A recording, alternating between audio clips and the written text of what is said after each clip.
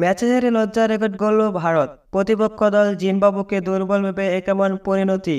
যারা কিনা টি-20 বিশ্বকাপ খেলার যোগ্যতা অর্জন করতে পারেনি, সেখানে বিশ্বকাপ জয়ী ভারতকে ডুবিয়েছে। 13 রানের ঐতিহাসিক জয় নিয়ে মাঠ ছাড়ে জিম্বাবু। ম্যাচ সেরা হয়েছেন সিকান্দার রাজা। কথায় আছে, ছোট বলে কাউকে অবহেলা করতে নেই।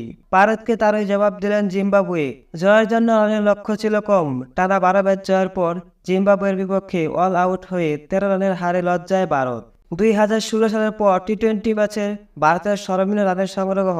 দর্শক, টি-20 সিরিজে জিম্বাবুয়ের বিপক্ষে টসে জিতে ব্যাটিংয়ের সিদ্ধান্ত নেয় ভারত। ব্যাটিংয়ে জিম্বাবুয়ের সংগ্রহ ছিল 115 রান। 115 রানের টার্গেটে ব্যাট করতে নেমে 102 রান করে গুটিয়ে যায় ভারত। জিম্বাবুয়ের দুর্দান্ত বোলিংয়ের সামনে কোনো পাত্তাই পায়নি ভারত। ম্যাচ সেরা হয়েছেন সিকান্দার রাজা।